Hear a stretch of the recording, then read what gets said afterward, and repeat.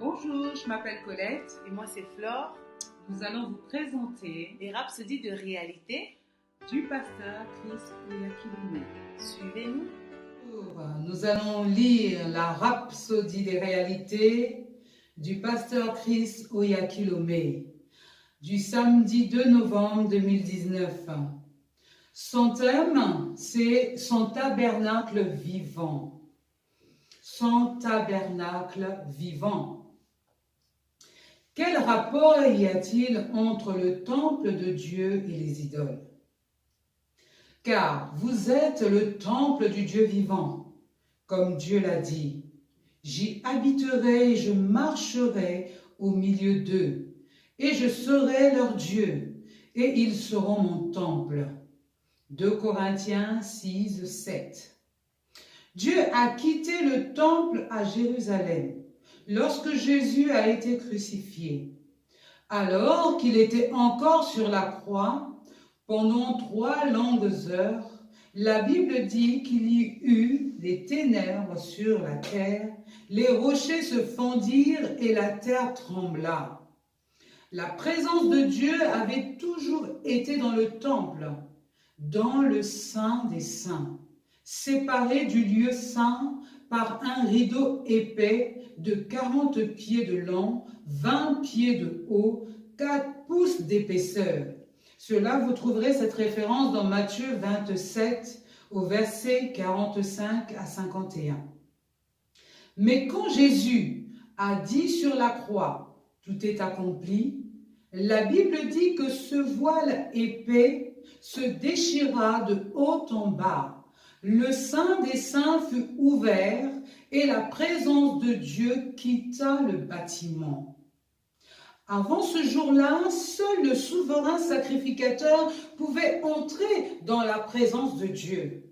Mais quand la présence divine est revenue par le Saint-Esprit, l'Église a vu le jour. Le corps humain est devenu le tabernacle vivant de Dieu. Maintenant, il vit en nous. Gloire à Dieu. Vous êtes le temple du Dieu vivant. Chaque jour que vous marchez sur cette terre, soyez conscients que vous êtes le quartier général de Dieu en mouvement. Avec cet état d'esprit, vous ne pouvez jamais être vaincu, car vous comprenez que celui qui est en vous est plus grand que celui qui est dans le monde. Vous êtes plein de vie, du sommet de votre tête jusqu'à la plante de vos pieds. Béni soit Dieu. Si vous êtes le temple de Dieu, cela veut dire que vos poumons, vos reins, votre cœur et tous les organes et systèmes de votre corps sont remplis de l'Esprit de Dieu. Vous avez été rendu parfait en lui.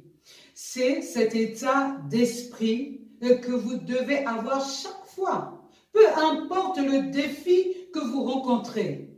1 Jean 4,4 dit, vous, petits enfants, vous êtes de Dieu. Vous les avez vaincus. Parce que celui qui est en vous est plus grand que celui qui est dans le monde. Alléluia. Alléluia. Confession. Plus grand est celui qui est en moi que celui qui est dans ce monde.